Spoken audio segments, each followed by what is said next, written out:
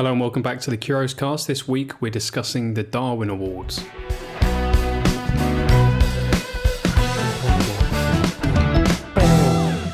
Welcome back, George. Well. Look who's back. How are you feeling after your little trip? Well, I'm feeling all right now. Everything fixed? Had to go off for a little fix up. Just got the two now, so just got the two knobs, so that's all good. Okay, yeah, better than better than the alternative. Yeah, but I'm happy to be back, alive and well. But it is still only a two-man episode again. We are down one man, up one man, down another man. Oh yeah, yeah. Yeah, Rob did. He said to you why he couldn't make it, didn't he? Yeah, so it's actually quite sad. So basically, what's happened is, ironically, I don't know if it's irony or something else, but basically, alien life has been found living inside one of his dreadlocks. Yeah. So when he was off in his van, I think it was in Wales last week, they got stopped by the police. And during the police check, they checked his dreadlocks because they thought he's going to have some drugs or something in there. And there was this little squid alien thing in there. So he's been shipped off to some sort of government headquarters. It was just... He didn't know it was there because he hasn't seen, the back of his head in ever. So at the moment they're doing tests, mostly anal tests, which I don't really understand because his dreadlocks are in his head. But apparently, I think he's got some more dreadlocks that we haven't seen before. They're matted. Yeah, they're like extremely matted. Yeah, his bum cheeks are actually matted together. Yeah, it's pretty grim. But so you have to prise them apart to get in there. Yeah, that's just his lifestyle, isn't it? But so I don't know what the outcome's going to be. All I know is there's a lot of probing going on. He might be excuse me. He might be back next episode. It just depends, how much he can take. Really. Yeah, we could do a whole. I mean, he is like the alien one out of us. It is quite fitting that he. Maybe that's what it was this whole time. It might have been aliens controlling him from inside the dreadlocks. Yeah, like Ratatouille. So. But speaking of stuff being found in dreadlocks, reminds me of a video I watched online of a girl cutting her dreadlocks off or getting someone to cut her dreadlocks, and the whole of the inside was just all rotten and mouldy. Oh, there was actual mould in the dreadlock. Ah, that's gross. That is gross. Are they all like that? Surely not. I don't think so. I think no, that was just poor care. She just didn't look after them. Yeah. Whereas Rob, he's got living things in there. He's got aliens living in there. Oh, yeah, so they can't be dead or rotten. No, there's like an ecosystem. Thriving. A biosphere inside his dread. Yeah. So, join us in wishing Rob well. We all know what it's like to be probed. Well, some of us do, some of us don't. Godspeed, Rob. Yeah. Send him your wishes, Rob on the rocks. Yeah. Not wishes. Rob on the rocks. Yeah, Rob on the rocks, I think. Yeah. Because he goes rock climbing, in case you didn't know. Yeah. Because he doesn't tell anyone about that. But yeah, we're talking about the Darwin Awards this week. For anyone who doesn't know what the Darwin Awards are, it's people who have killed themselves in ridiculous and stupid ways. Very fitting in with the whole survival of the fittest mantra that Darwin himself. What was Darwin's first name? I went to say his name, but I can't. Charles, wasn't it? Charles Darwin. Yeah, probably. Charlie Darwin. Oh, Chazza Dazza, as we call him in the industry. But yeah, of course, for millions and millions of years, species have died off for not being good at surviving, and humans aren't exempt to that. We've survived pretty well, and to this day, people do still kill themselves in stupid ways, and it's almost fitting that I've said fitting too many times, but the Darwin Awards are handed out every year, not directly because the person will not be there to receive them, but to those people who have died in pretty funny ways sometimes. Sometimes not funny, sometimes just stupid. But yeah, there's also people that have survived, so they get like an honorary Darwin Award. So some people do something incredibly stupid. Yeah, almost like a runners-up. They've got the bronze participation medal. Yeah, participation trophy. That's how you say it. That's the right pronunciation. So yeah, I mean, we're not making light of people dying. Obviously it's very sad, but sometimes people do something incredibly stupid, and you just think, what went through their brain? In the moments leading up to and during the disaster. Sometimes it's worth making light of it, Oh, I think so. Sometimes it's what they would have wanted. But, we've just spoken about Rob. Yeah. And we've just spoken about sometimes people survive. So speaking of scrotums, I've got my first story that involves what is called scrotum self-repair. Oh. So I thought it fits our modus operandi quite well. It's got scrotums in it. So I'm gonna give you a brief overview of this Darwin Award. This is a runner-up, so he didn't die. Oh, okay. Luckily, so it means you can laugh at it a bit more as well. So this is from a nurse in the US. This has been confirmed, so it's all 100% true. This is from a nurse in the US. She said that a patient came in who refused to describe his problem, other than to say that he needed a doctor who took care of men's troubles. The patient was pale, febrile, and obviously uncomfortable. And had little else to say as he gingerly opened his trousers to expose a bit of angry red and black and blue scrotal skin. Oh. It's nice descriptions there. Angry, yeah. Yeah. And you're going to find out why it's angry. So after they got him undressed, it exposed 2 or 3 yards of foul-smelling stained gauze wrapped around his scrotum, which was swollen to twice the size of a grapefruit and extremely tender. Wow. A jagged zigzag laceration oozing pus and blood extended down the left scrotum. It's lovely. Zigzagging. What's he done? Well, you're going to find out. So amid the matted hair, edematous skin, don't know what that is, and various exudates, I saw some half-buried dark linear objects and asked the patient what they were. He said that several days earlier he had injured himself in the machine room where he worked and had closed the laceration himself with a heavy-duty stapling gun. The dark objects were 1-inch staples of the type used in putting up wallboard, so they're quite, the heavy-duty staples. So they X-rayed it, got the staples out, obviously gave him medication and all that sort of stuff. But it turns out that one of his testicles was missing as well. So, oh no, they were like, what the hell did you do for this to happen? And he sort of didn't. He didn't say anything. He stayed quiet for the first few days, and then eventually he owned up. So this is why. This is his excuse as to how he injured himself. It says he was an unmarried loner and usually didn't leave the machine shop at lunchtime with his co-workers. Finding himself alone, he had begun the regular practice of masturbating by holding his penis against the canvas-driven belt of a large floor-based piece of running machinery. Oh. So regular practice. Yeah. Who doesn't do this? So one day, as he approached orgasm, he lost his concentration. That happens to the best of us. And leaned too close to the belt.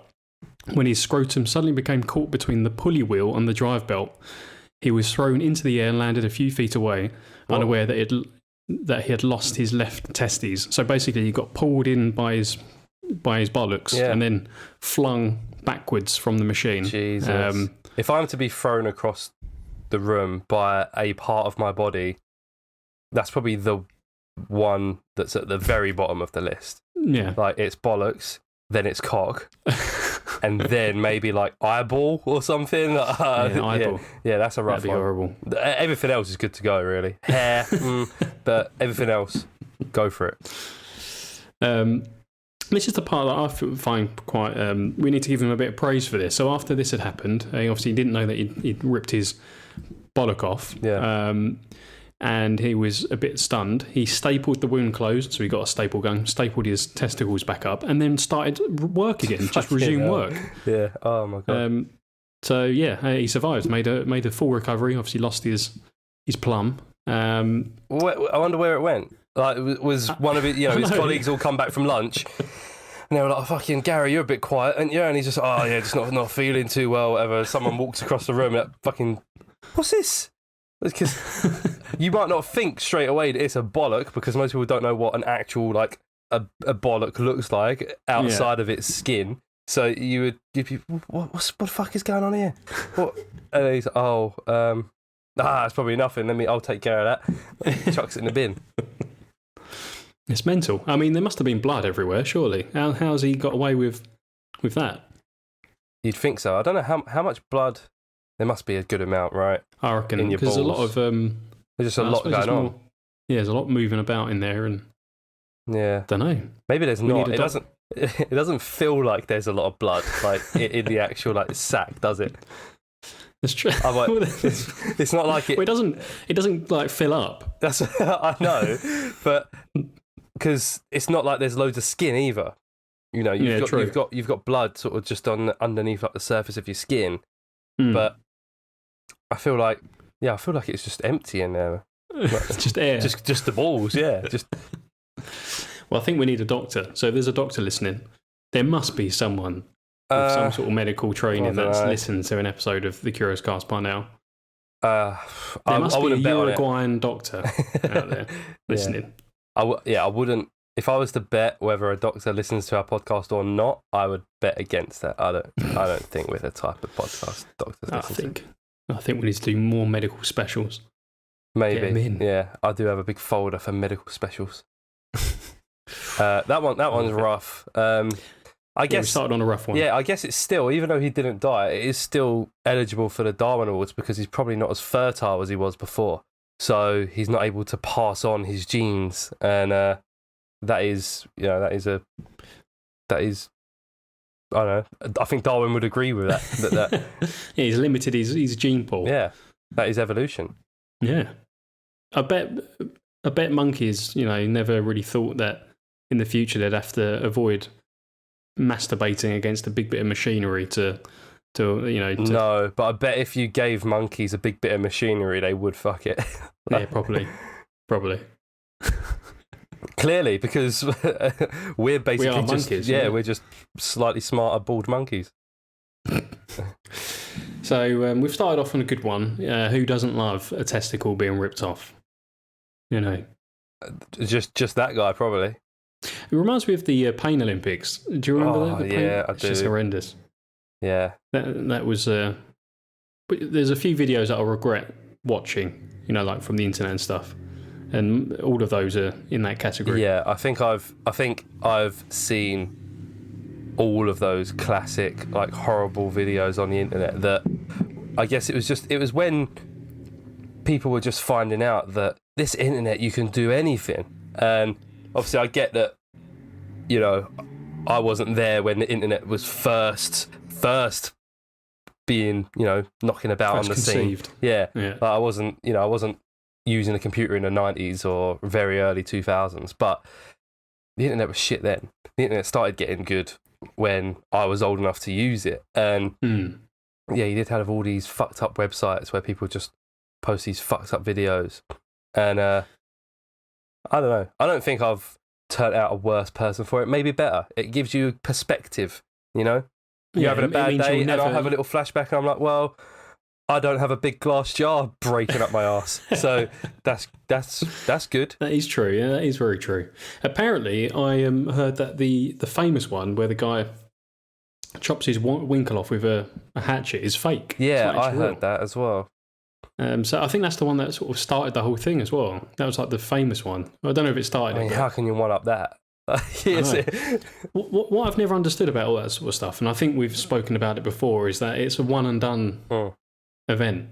Like I guess some people get off on the pain or whatever, but that's very much a one-time thing. Yeah. So how do you, what's the game plan after that? Maybe it's just so good. It's like bumblebees. The male bee, his testicles explode when he has an orgasm. So really, yeah, that's what I've heard. I've heard that the bees, when they have sex, the male bee's bollocks explode, and he dies. Like the bee he explodes, and he's like probably knocking about for a bit more, going, "Fuck, that was good," and then and then they die.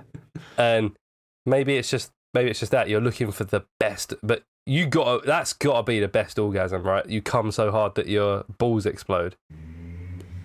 We've all felt like that's gonna happen once or twice, but you know you're safe. You know they're not actually gonna explode. Or do you? I also wonder with the bee, does the bee know that's gonna happen to them? You know, like when they sting someone, and then I think when bees sting. People say, why do bees sting people when they know they're going to die? It's like, well, I don't think they do know they're going to die. I think a bee can sting other animals and they'll be fine. Like if it gets in a fight with a spider or something, it can sting it and be all right. But it's just, we're just double hard. Yeah, too hard. Yeah.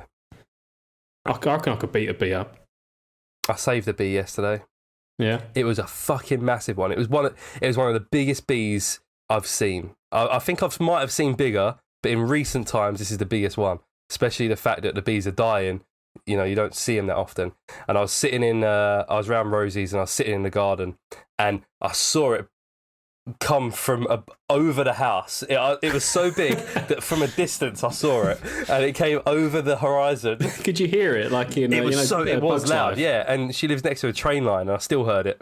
And it like came over the house and it just went straight into the back door because the back door was open. And I was like, in my head I'm thinking, oh no, I don't know how I don't really know how Rosie is around wasps and bees and stuff. Like I hope she doesn't freak out or anything. I just left it.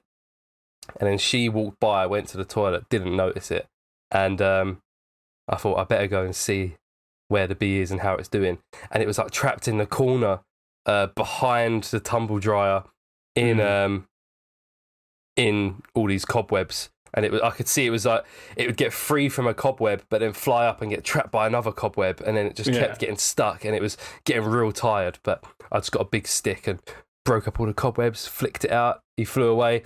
And we saw him fly off in the distance and he made a beeline out of there and he flew away, but you could still keep eyes on him for a good 10, 15 seconds until he went behind a building. He was fucking huge, this bee. Yeah, why is it called a beeline? Because I've never seen a bee fly in a straight line.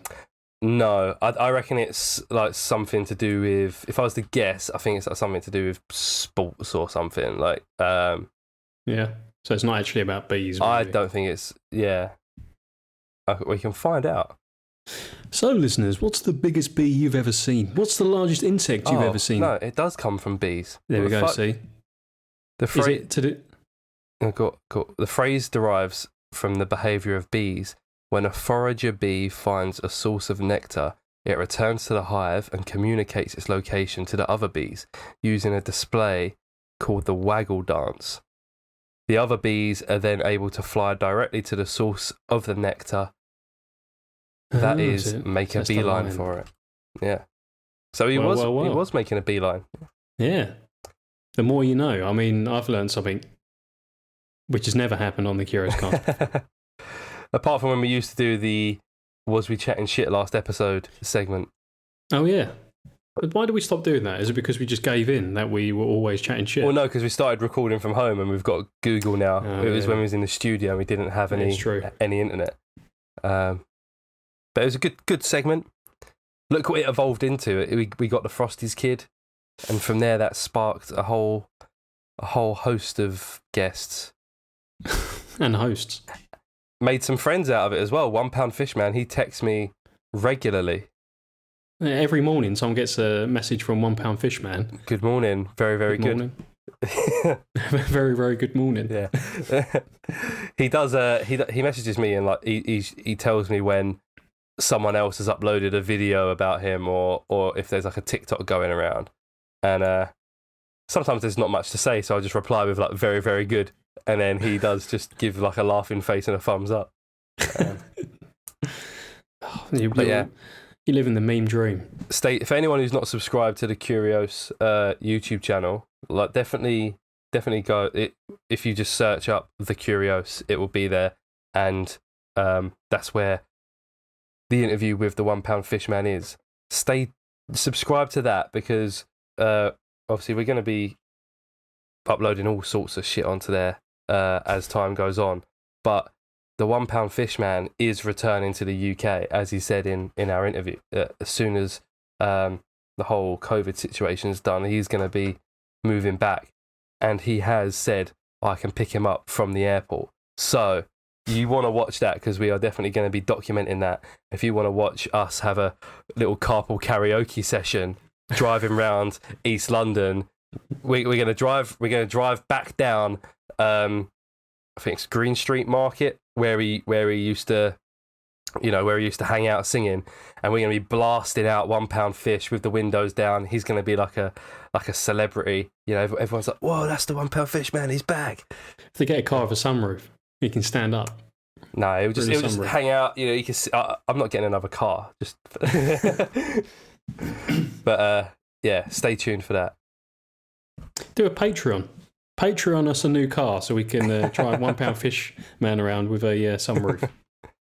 I think he'll be all right. He could just hang out the passenger window of my 3-door Vauxhall Corsa. Nice. Have you got any other? I've got some more. Yeah, I was going to say we've gone well off target on the Darwin Awards. That's fine. Doing a quick little plug.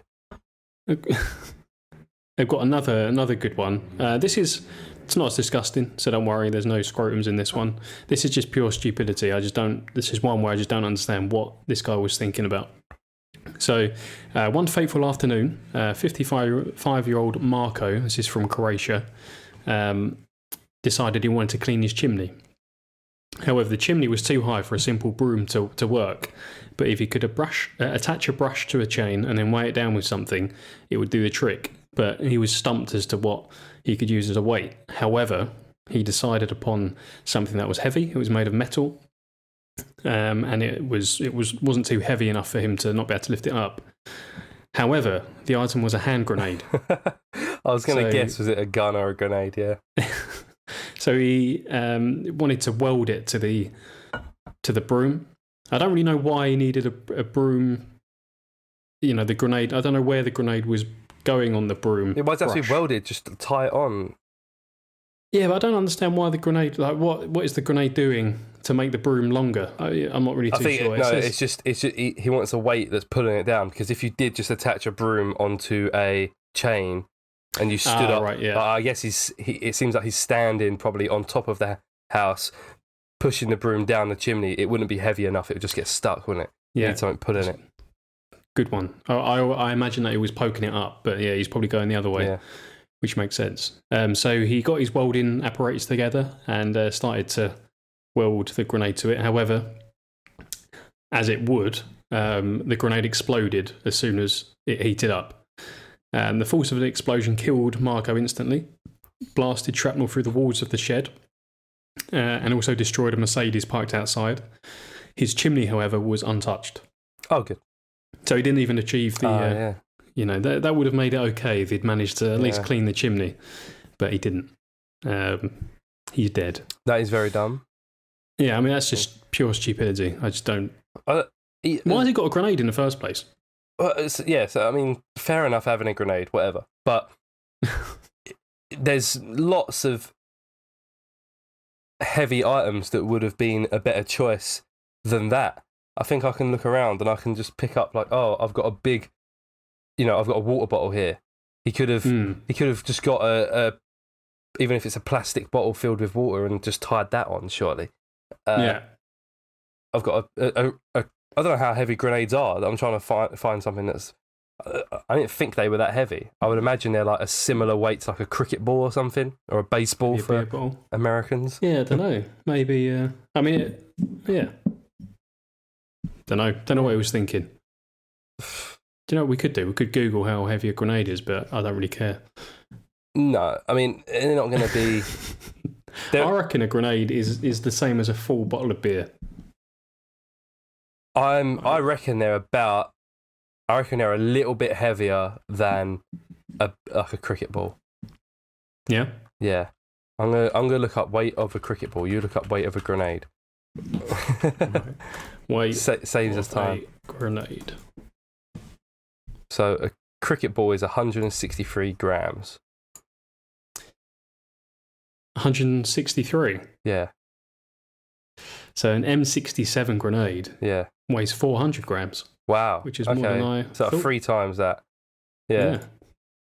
Because you got to think, it's got to be light enough that you can throw it a good distance, but you don't want it too light that you throw it and the wind fucking, like blows it. Those softballs. Yeah, yeah. You don't want that. So I guess it's yeah, okay. It's quite heavy then. How much is a bag of sugar? You can get bags of sugar that are half a kilo, right? So they're about 500 grams. Yeah, like the standard size is 1 kilogram for like a standard size bag of sugar. Yeah, that's a pretty decent weight to throw. Yeah, I know like a litre of water is 1 kilogram as well. Oh, that's science, that is. You're getting too technical for me now. Yeah. So, no, not too heavy, but dense. But anyway, even if that was the only thing you could find that was above like 400 grams, and you thought that I need to sweep it today, and this grenade's the only thing that's going to help me out, you would just tie it on, surely, like just get a bit of string and have it tie in from the bottom of the broom. My mind would not go straight to a grenade. Probably be the last thing it would go to. Yeah. Yeah. Okay. Idiot. Stupid. Idiot. Okay. I've actually got a few here because I expected us to maybe have the same ones. So I made sure I had some extra ones. But I don't have... we didn't have any of the same. My first one is about a man called Franz Reichelt. He was Austrian-born French tailor, inventor, and parachuting pioneer, sometimes referred to as the Flying Tailor.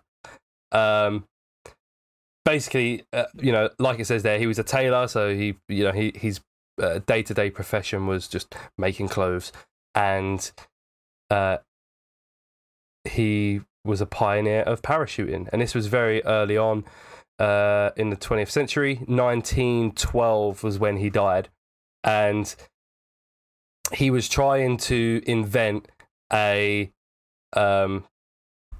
wearable parachute, and it was kind of a little bit ahead of his time. Like it does sort of look like the wingsuits that you see people flying around with, flying next to rocks and stuff. But it's really thick. It's made of like this really thick material, like the kind of material you see big, like heavy canvas bags, like in the army and stuff, like being made like Hessian sack. Yeah, and there's a video. I've just sent it to you.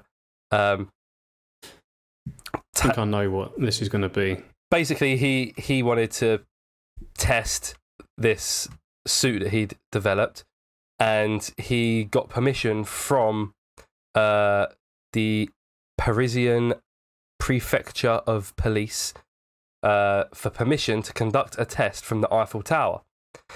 He received the permission in 1912, but when he arrived at the tower, he made it clear that he intended to jump personally rather than conduct an experiment with dummies.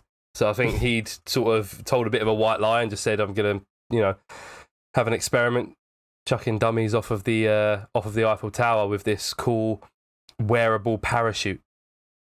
And the whole idea is so he became fixated on developing a suit for aviators that would convert into a parachute and allow them to survive a fall should they be forced to leave their aircraft mid-air.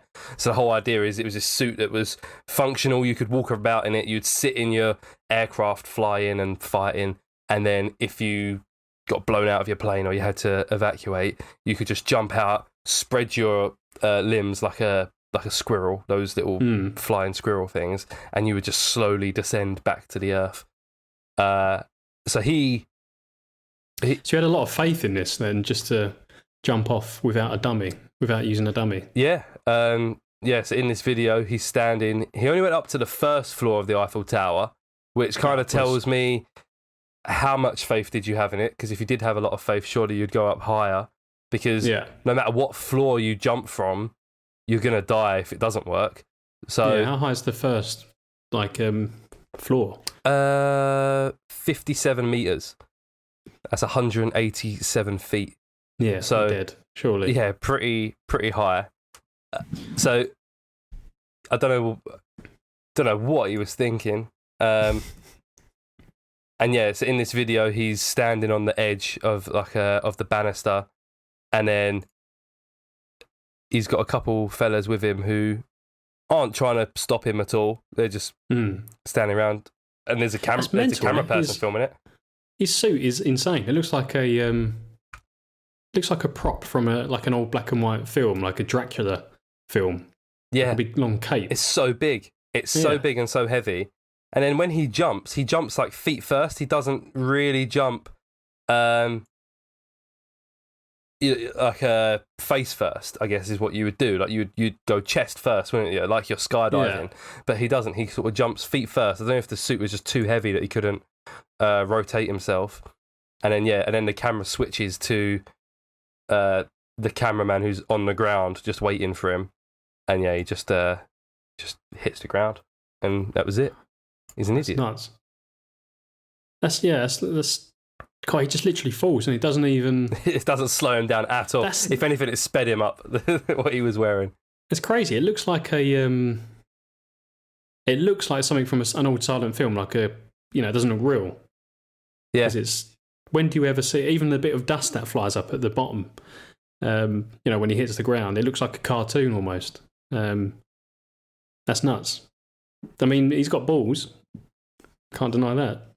Yeah, it says he had balls. He'd been developing it for 2 years, so from July 1910, and he just called it the parachute suit, a suit that was not much more bulky than one normally worn by an aviator, but with the addition of a few rods, a silk canopy, and a small amount of rubber that allowed it to fold out to become what he hoped would be a practical and efficient parachute. It says silk, and I always picture silk as being like quite a light, thin material, but he must have had layers and layers of it because it looked really thick and bulky. It didn't look light at all. And I'm pretty sure a lot of parachutes are or were made from silk, so it was. I think they still are, aren't they? Or maybe they're. I think it used to be, and then now it's like a plasticky type thing. He had a good moustache as well. I liked his moustache. Yeah, I feel like people could grow better moustaches back in the day. Yeah. I don't know, you can grow quite a good moustache. Mine's ginger though. It's not quite the same as having like a nice big black bushy moustache, Theirs might have, but it was black and white. That's true. The only old moustaches I've seen are in black and white. That is a good point. Maybe I'll try and grow one. Grow a big moustache. Don't know. Well, I mean, he had bollocks. I wouldn't jump off the Eiffel Tower with what is effectively like a big, oversized dress on. Yeah. I mean, pioneer, though. Now we know that doesn't work. Yeah. I always think of that when, with mushrooms, obviously some of them are really deadly poisonous, or berries, or like a plant, like a wild plant. Some you can eat, that obviously aren't commercially eaten, but they are by some people. And obviously some are really deadly. But I always think, well, at some point, people have learnt that through just people trying shit and just dying or being really sick. And such as nuts. Like if you lived, say 1,000 years ago or whenever, and you just wanted to try and find some food, it was just like a risk all the time. It wasn't like going to Sainsbury's and getting some aubergines and carrots and stuff. It was, is that mushroom going to kill me, or will I just have the shits for 2 weeks? Yeah, I guess it's sort of like thousands of years of it, right? It just gets passed down. Thousands of years ago, tribes people, cave people, whatever, were eating it and dying, and they just learn, don't eat that, and it gets passed down. Don't eat that. You can eat that. But at some point, someone had it. He copped it. Oh yeah. This other story here. Actually, I've got 3 stories here that are all about people falling. So that was the first one. Shit. This one here, you might have. This might be one that I wanted to talk about. Is it a famous one? It's quite a recent, well known. Yeah, it's quite. Oh, is it about a window? Okay, so I do have the window one as well, and then Yeah. I have this one here, which is a more recent one. There's also a video of this. Mad Mike Hughes launched himself in a steam-powered rocket to prove the Earth is flat. So, this guy, it's on the Joe Rogan subreddit. So I don't know if he was like a Joe Rogan guest at some point, or if it's just because it's flat Earth, they're posting it on the Joe Rogan thing, because that's something they would talk about. But this guy's got a Wikipedia page as well, if anyone wants to do some reading about him. It's Mike Hughes and in brackets Daredevil. So if you search Mad Mike Hughes, it comes up. But yeah, he was an American limousine driver, professed flat earther, and daredevil, known for flying in self-built steam rockets. He died while filming a stunt for an upcoming Science Channel television series. Basically, this guy likes building rockets and shooting himself up in the rockets. And he'd done a successful one in 2014 where he built his first manned rocket, flew 419 meters in just over 1 minute in Arizona. It says he collapsed after the landing and it took him 3 days to recover. The injuries he suffered from the flight put him in a walker for 2 weeks. There was no video of him entering the rocket, and there were doubts he was even in it when it launched, which is strange. Yeah. Basically, So did it crash then? That's why he got injuries, or was it just because he was travelling so fast, maybe not? Yeah, I don't know. Properly or something? That's all it says. That bit's a bit vague. But yeah, he survived anyway, no matter what. In 2016, he wanted to do another one. So 2 years later, he wanted to build another rocket. So he launched a fundraising campaign that raised $310. So a year later, he professed that he professed his belief in a flat Earth, and he gained support within the flat Earth community. So then he relaunched his fundraising campaign with the angle that he was going to prove the Earth was flat by going up and taking a photo of the Earth as a disc. Like he was going to go up and see that the Earth was flat and not round. I don't know why he couldn't just go up in a plane or a hot air balloon or whatever. But it made a lot more money this time, $7,875. He said he intended to make multiple rocket journeys, culminating in a flight to outer space, where he believed he would be able to take a picture of the entire Earth as a flat disc. He claims he got approval from the Bureau of Land Management to do this, and they've argued after his death, saying, "No, we didn't." And he is quoted in saying, "I'm a daredevil. I'm not much for authority or rules." So the untested initial rocket was intended to reach speeds of 500 miles per hour. But I guess they never got that far because he died. Basically, there was lots of delays in building it, so he launched another fundraising campaign. The goal was set at $10,000, and it raised $100.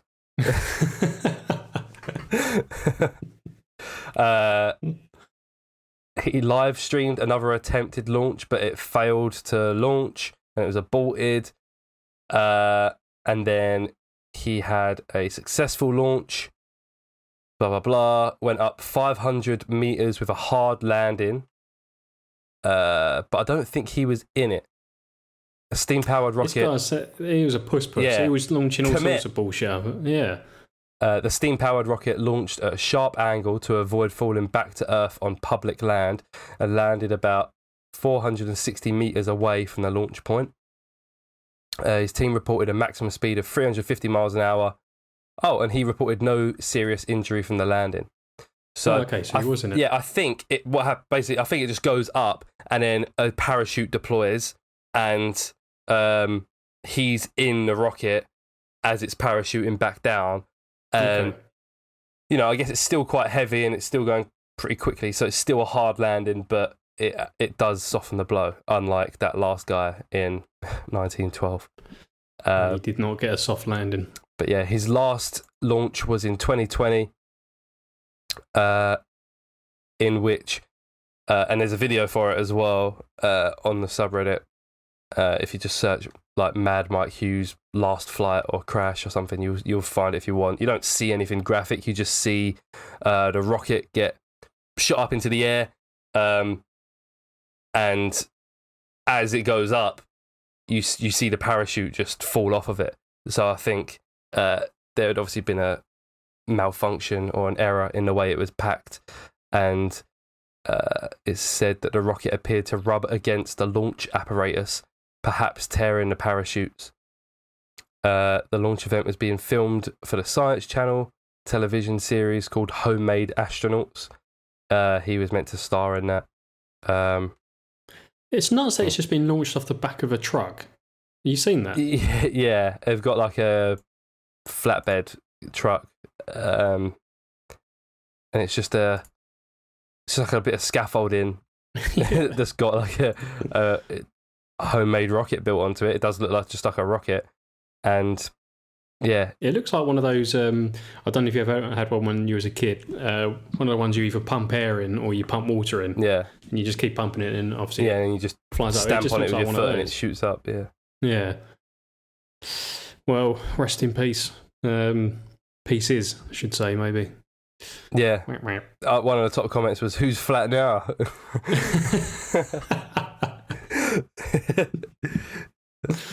I don't understand. I really don't understand the flat Earth thing. I mean, what are people going to achieve by questioning whether the Earth is round or flat? What is their?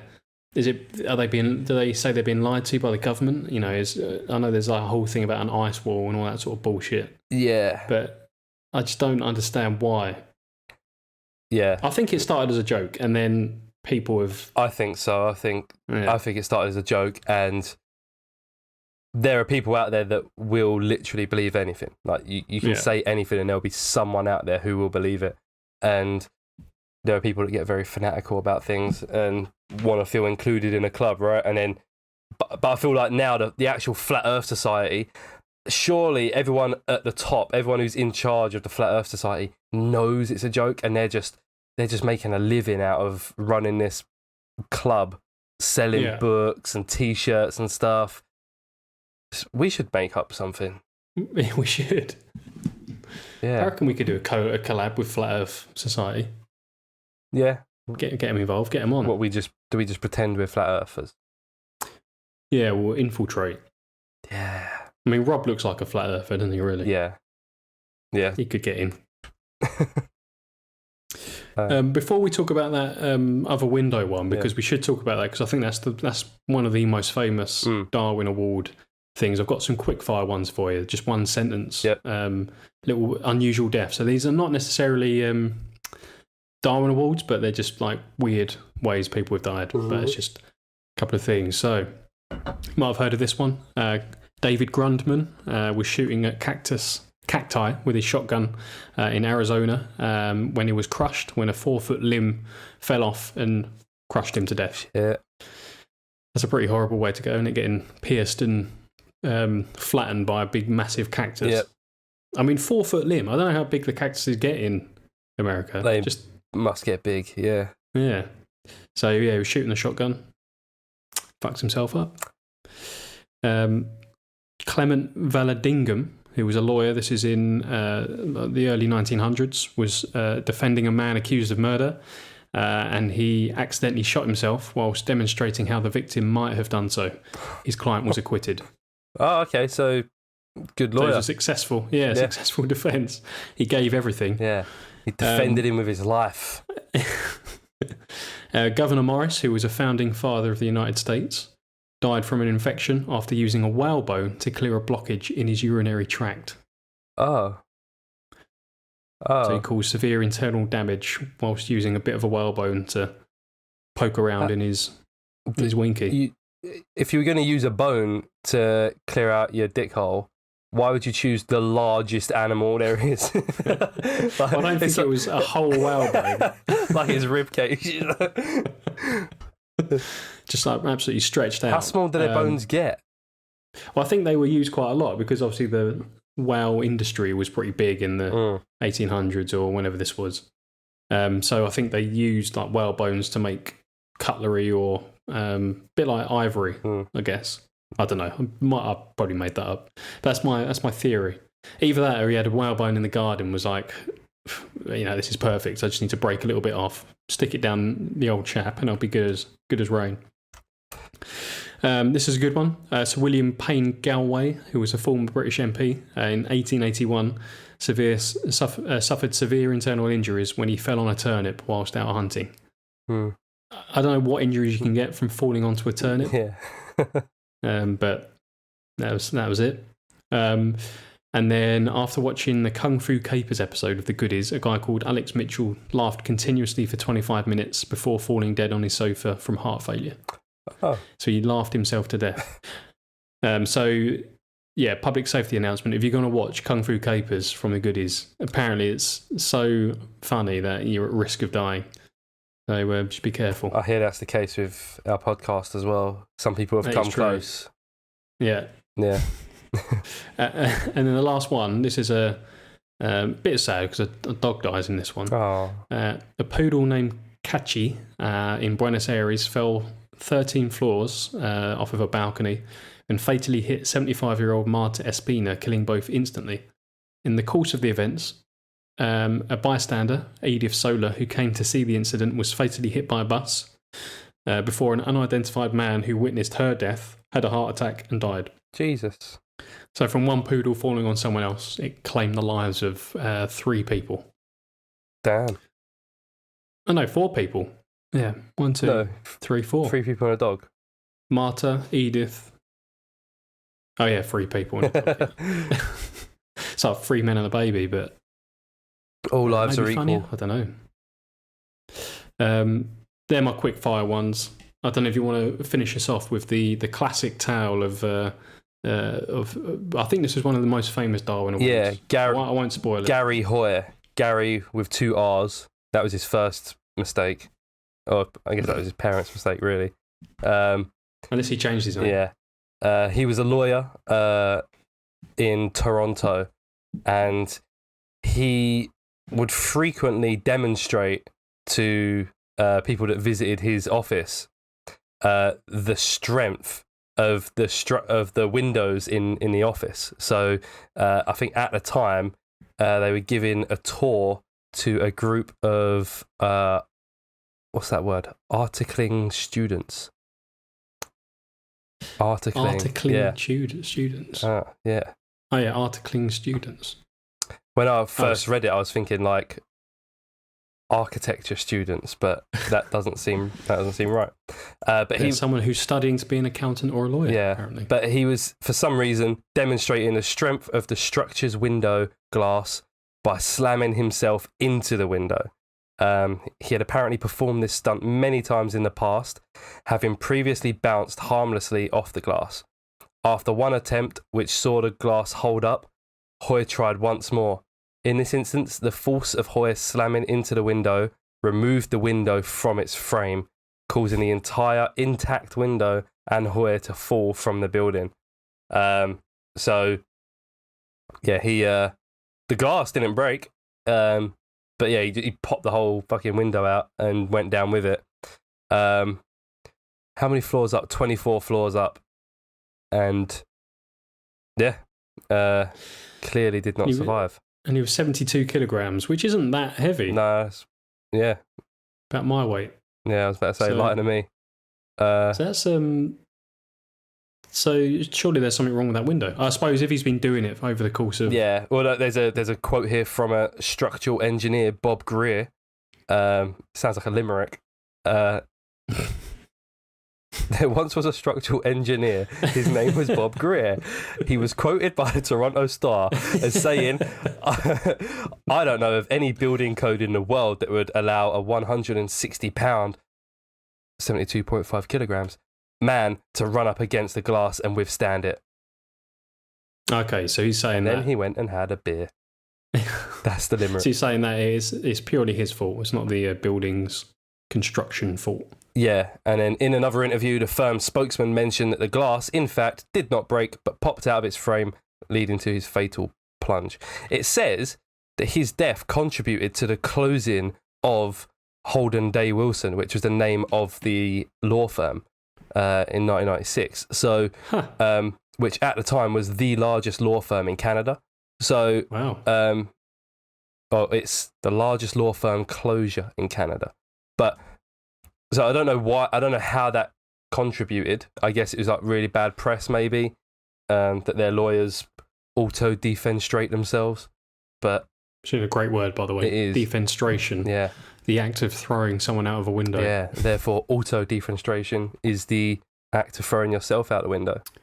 There we go. Which, so I was on the Wikipedia page for Death of Garry Hoyer, and I saw the word auto-defenestration, and I clicked on it, and it took me to the Wikipedia page for defenestration, and there's actually a list of all like significant notable cases of defenestration going back to the 9th century BC. Of like from the Bible and all different texts. So in 9th century BC, Queen Jezebel was defenestrated by her own eunuch servants, according to the Hebrew Bible. And then there's all these different ones going all the way up until modern day. So 2017 is the most recent one. But yeah, if you want to read about people being thrown out of a window, there's one on my birthday. What's this? In the so-called bathroom coup in Sri Lanka. Blah, blah, blah. Bathroom coup? Yeah. I mean, I'm not going to go off on reading what the bathroom coup was. Said that the Criminal Investigation Department to have jumped to their deaths from the 4th floor of the CID building. Wow. Cool. Oh, yeah. There's like we could do a whole episode on disasters that have happened on my birthday.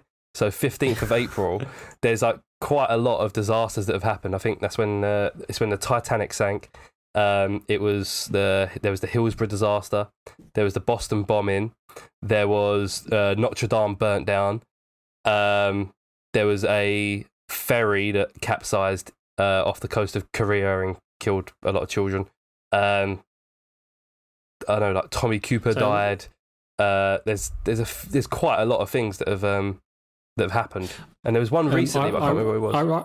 I raise all of that. I see all of that, and I raise you the invasion of Iraq, which happened on my birthday in 2003. The Syrian Civil War, 2015. A solar eclipse, equinox, and a supermoon all occurred on the same day. Oh, that is bad. Yeah.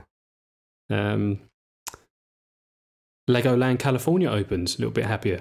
The troubles began in Northern Ireland. Jesus, we've got some depressing birthdays.